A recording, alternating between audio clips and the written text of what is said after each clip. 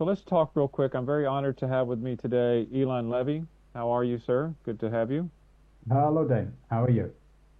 I'm great, and I'm sorry I didn't dress up for the occasion. You look very, very smart there. So let's talk. As you probably saw in the interview there I was having with Paul.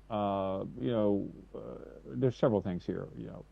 We talk about. There's a big press conference yesterday, a big meeting between President Trump and Prime Minister Netanyahu. So first, let me just ask you your opinion on that meeting overall. What do you think about it?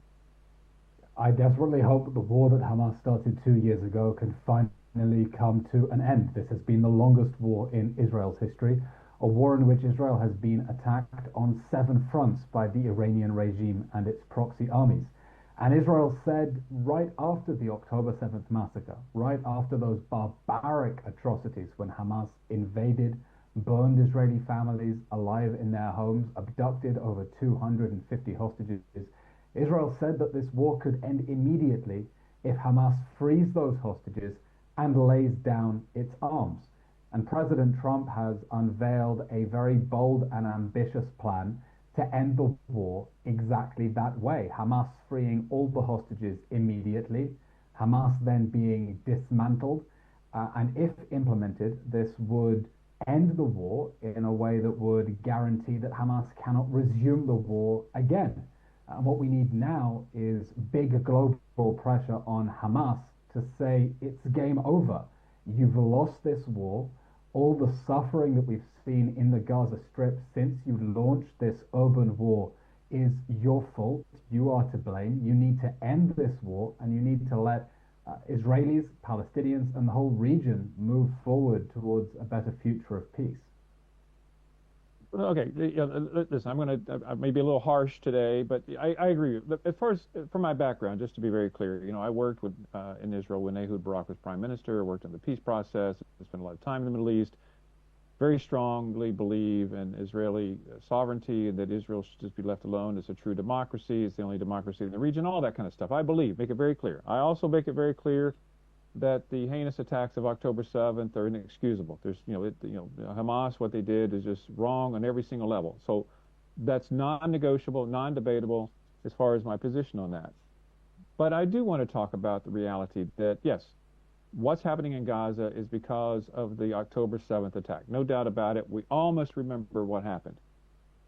President Trump yesterday talked about the 20,000 Hamas fighters that have been killed, and that's true, and I applaud that. But what is not talked about is the 30, 40, 50,000 other Palestinians that have been killed during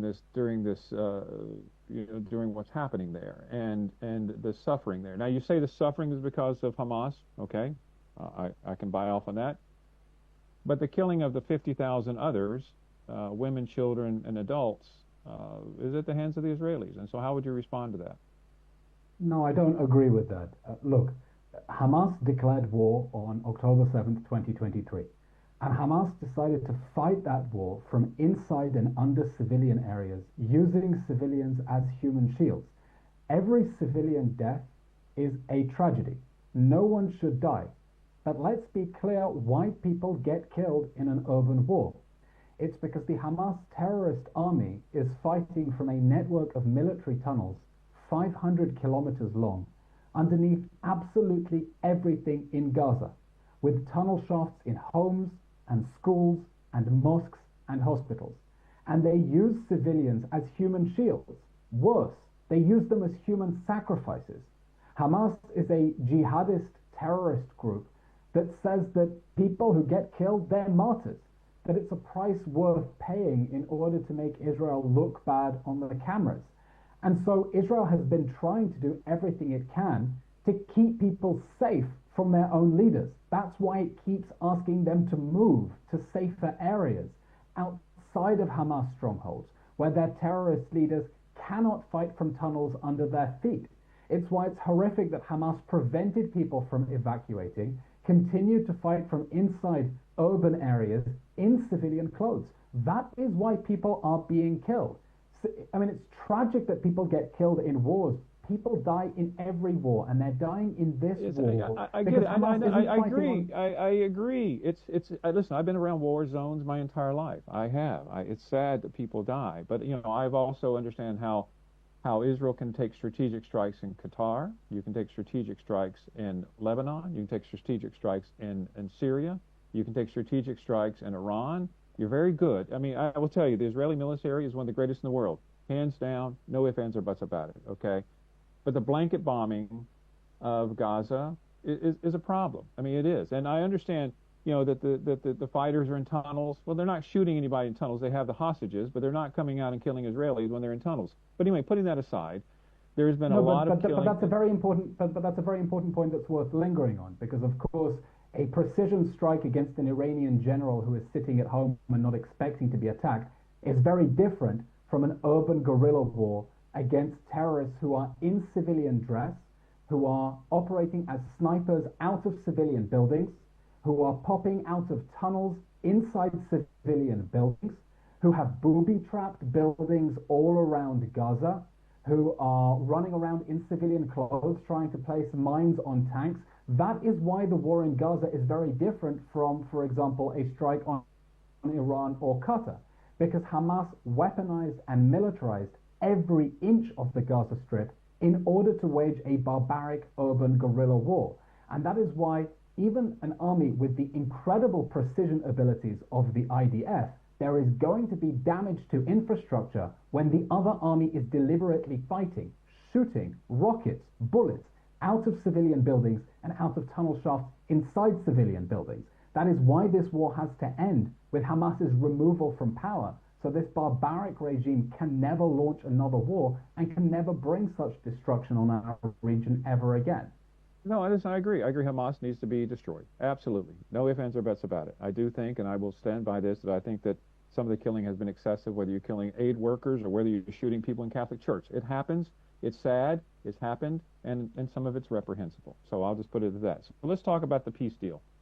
So is the two, from the peace deal, I understand, there's issues about the Palestinian Authority, that the Gaza is going to be, once all the war is over, that it's going to be an international committee is going to come together with President Bush and Tony Blair and to manage it. But is the two-state solution dead, in your opinion?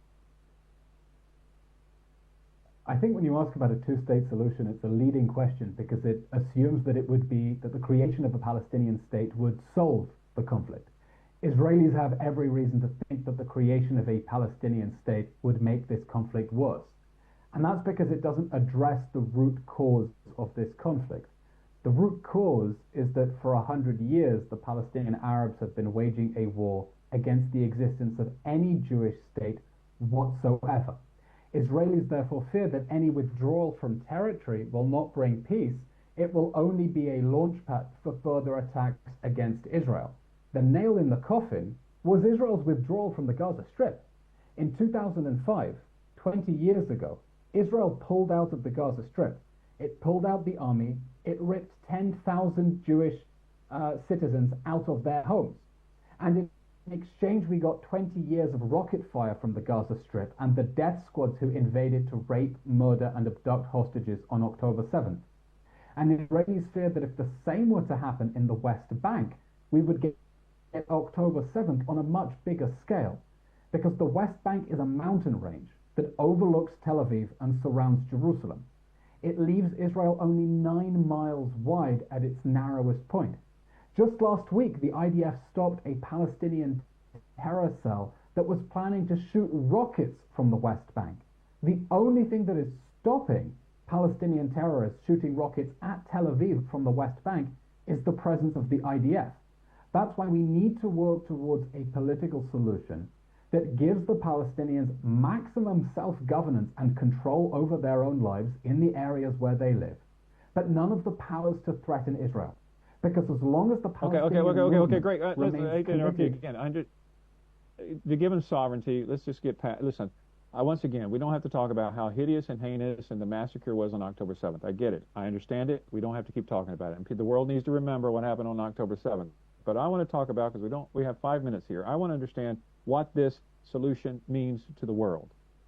Will there ever be a Palestinian state? Now, we can talk about 100 years and they've been fighting. Listen, we can go back and say Germany never should have been allowed to have their own country because they attacked the world. Okay? Let's not talk about previous leaders. Let's talk about the future. So, do you see there ever being a Palestinian state? Yes or no? I don't see Israel giving up security control of the mountains overlooking Tel Aviv and surrounding Jerusalem. History has taught us from withdrawals in Gaza, withdrawals in Lebanon, that when you create a power vacuum in the Middle East, it gets filled by terrorist forces. You would not see the creation of a nice, fluffy, liberal, democratic state. I do see a solution in which the Palestinians are given more autonomy, more self-governance, more self-determination, but not a reality in which Israel withdraws and leaves itself only 9 miles wide, and terrorists like Hamas can then exploit the territory in order to attack Israel. In order what you're saying, peace, but what you're saying is that you're talking about the mountains. You're talking about the conflict. mountains. You're talking about the mountains in the West Bank. Hamas does not exist in the West Bank. So you're saying that now that there needs to be greater. No, no, let me stop you. Let me stop you. Hamas absolutely exists in the West Bank. It doesn't control the West Bank, but it is by far the most popular political party in the West Bank, and it is a militia that is armed, and that if Israel did not control the border and control that territory, would be even more armed. The reason that Hamas does not control the West Bank is that the Israeli army is there. The reason Hamas controls the Gaza Strip is that the Israeli army withdrew 20 years ago. So no, if Israel were to withdraw from the West Bank, it has every reason to fear it would be taken over by terrorists who do not want a little state in the West Bank. They want all of the land. They don't think that the so-called occupation started in 1967. They think it started in 1948. They don't think Israel itself should exist. And until the Palestinians accept the legitimate right of the state of Israel to exist as the homeland of the Jewish people, any territorial withdrawals would only aggravate the conflict rather than solving it.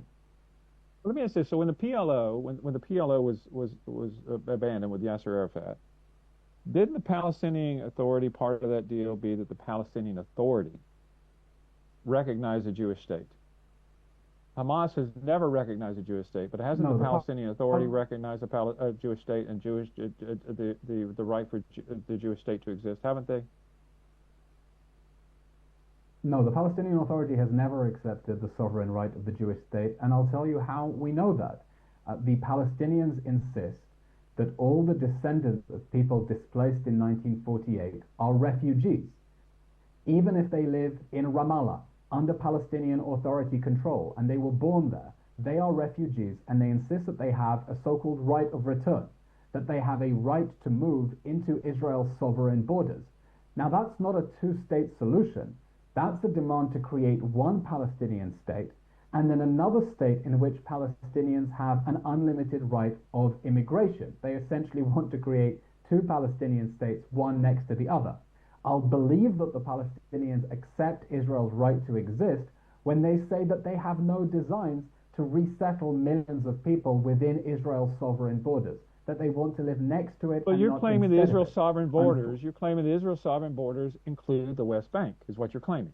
So what the Palestinians, I was there. Just to be very clear, I was at the White House when this agreement was reached with Yasser Arafat. I was there. I'm saying that the Palestinians. Okay. But the question to you, refugees. The question to you, when the PLO ceased to exist, when the peace deal was reached back then, the PLO has not ceased to exist. The PLO still exists. No, stop. Part of the legal agreement was that the Palestinians accepted and recognized the right of a Jewish state. Forget what you think the reality is, but wasn't that part of the agreement? Yes or no? The reality is that during the yes or no, was that part of the agreement? The Palestinian Authority. But they did not. I'm explaining. At the critical junctures of every peace negotiation, even when they were offered the equivalent of 100% of the West Bank and the Gaza Strip, Yasser Arafat, at the moment of truth, could not accept peace if it meant foregoing a claim to settle millions of Palestinians. I know you're mixing. Listen. We have to go here. You're missing this. You're missing the point. The point is that it is wrong for you to say that the Palestinian Authority has never recognized a Jewish state. That is wrong because legally they have when the peace deal was signed. It has not. but I Okay, will but be they, it very is, happy if you send me a link because the Palestinian Authority has never used the words Jewish state.